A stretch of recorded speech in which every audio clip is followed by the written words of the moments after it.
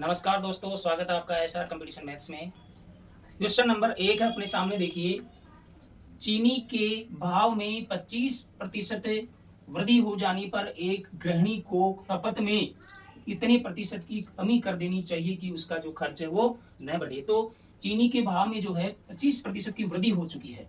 वृद्धि होने के बाद में इतने प्रतिशत हमें कमी करनी चाहिए कि उसका खर्च जो है नहीं बढ़े। तो सबसे पहले हम जो 100 मान लेंगे।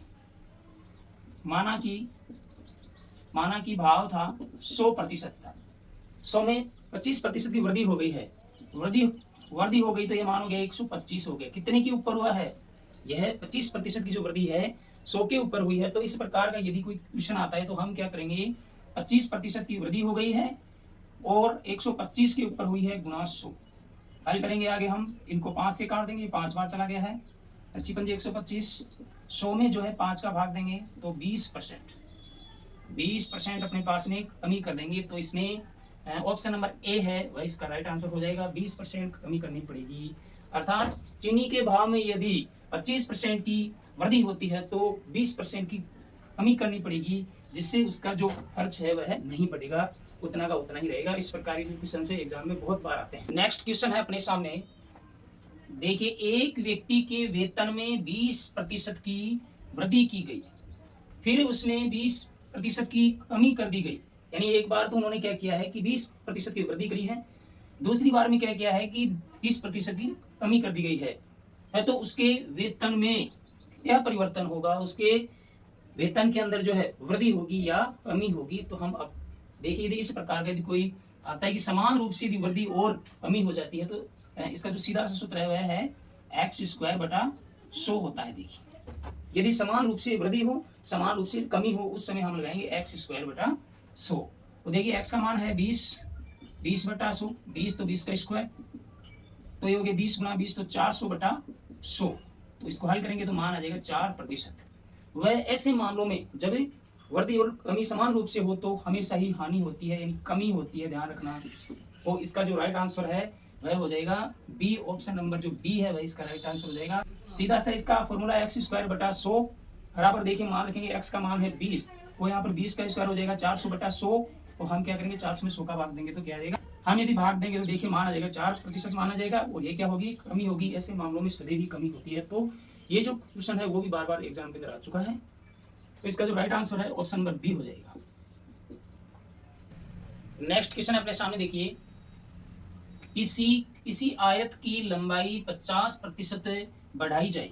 एक आयत है, उसकी लंबाई 50% बढ़ा दी जाती है, वह चौड़ाई जो है 80% घटाई जाए तो उसका क्षेत्रफल उतना ही रहे तो x का मान क्या होगा। अर्थात एक आयत है, उसकी लंबाई को यदि 50% बढ़ा दिया जाए तो उसकी चौड़ाई को कितने प्रतिशत कम किया जाए कि उसका क्षेत्रफल उतना ही रहे। तो आयत की लंबाई को 50% बढ़ा दी है, तो 100 के ऊपर 50% इन्होंने बढ़ा दी है। तो देखिए, ये मान हो गया है 150 मान हुआ। कितने के ऊपर बढ़ाई है? 50 के ऊपर बढ़ाई है, तो गुणा 100 कर देंगे। हल कीजिए इसे, 0 से 0 कैंसिल, ये 5 से 3 बार चला जाएगा। यहाँ पर मान क्या आएगा, 100/3। 100 में 3 का भाग देंगे तो मान आ जाएगा अपने पास में 33 सही 1/3 जो है राइट आंसर हो जाएगा। तो ऑप्शन नंबर सी जो है इसका राइट आंसर हो जाएगा। 33 सही 1/3% उसकी चौड़ाई को हम कम कर देंगे और लंबाई को 50% यदि बढ़ा देंगे तो उसके क्षेत्रफल में कोई परिवर्तन नहीं होगा। नेक्स्ट क्वेश्चन है अपने सामने। देखिए, इसी आयत की प्रत्येक भुजा को 20% बढ़ा दिया जाए तो उसके क्षेत्रफल में कितने प्रतिशत की वृद्धि होगी। एक हमारे पास में आयत है, उसकी प्रत्येक भुजा को हमने 20% बढ़ा दिया है तो उसके क्षेत्रफल में कितने प्रतिशत की वृद्धि हो जाएगी। देखिए, ऑप्शन नंबर ए है 40%, ऑप्शन नंबर बी है 45%, ऑप्शन नंबर सी है 38%, ऑप्शन नंबर डी है 44%। इनमें से कौन सा ऑप्शन राइट आंसर। यदि कोई इस प्रकार का सवाल होता है तो उसका हल देखिए, उसके लिए एक सूत्र होता है, वह होता है x + y + x × y/100। हल करेंगे, यहाँ पर x और y का मान समान है, 20% है तो 20 प्लस y का मान भी 20 है, प्लस 20 × 20/100। हल कीजिए आगे, 20 को 20 से जोड़ेंगे तो ये मान हो गया 40, प्लस 20 को 20 से इंटू करेंगे, या जो है इनको काट दीजिए, यहाँ पर 1 0 से 1 0, 1 0 से 1 0, ये हो गया 2 दूनी 4, तो अपने पास में 40 और 4 44% जो है इसका आंसर हो जाएगा। यदि यदि आयत की प्रत्येक भुजा को 20% बढ़ा दिया जाए तो उसके क्षेत्रफल में जो है 44% की वृद्धि हो जाएगी। अर्थात जो राइट आंसर 44% कहाँ है, डी पर है, तो राइट आंसर जो डी है वह राइट आंसर हो जाएगा। ये देखिए 44% वृद्धि हो जाएगी। तो इस प्रकार के क्वेश्चन है बार बार एग्जामों के अंदर पूछे जाते हैं। तो यदि इस प्रकार का आता है क्वेश्चन तो सीधा सा सूत्र लगाना है x plus y plus x into y बटा 100। यहाँ पर x का मान 20 है, y का मान 20 है, तो 20 20 40 हो गए हैं। 20 इंटू 20, इनको एक जीरो से एक जीरो कैंसिल कर दिया है, नीचे अपने पास में मान आ गया है 2 दूनी 4 आ गया, तो 4 और 40 का मान हो गया है 44%। इसका जो आंसर राइट आंसर जो है ऑप्शन नंबर डी हो जाएगा इसका।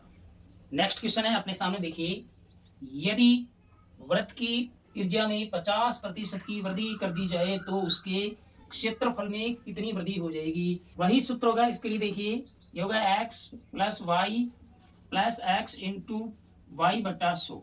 हल करेंगे, x और y का मान सेम है, 50-50% है, तो ये 50 प्लस 50 इंटू 50 बटा 100। हल कीजिए, ये तो हो गए हैं 100 प्लस इनको हल करो, 0 से 0 कैंसिल, 0 से 0 कैंसिल, और ये हो गए 25, ये हो गए 25, तो मान आ गया 125% की वृद्धि उसमें हो जाएगी। तो उसका जो क्षेत्रफल है वह कितने प्रतिशत हो जाएगा, 125। तो ऑप्शन नंबर जो ए है इसका राइट आंसर हो जाएगा 125%।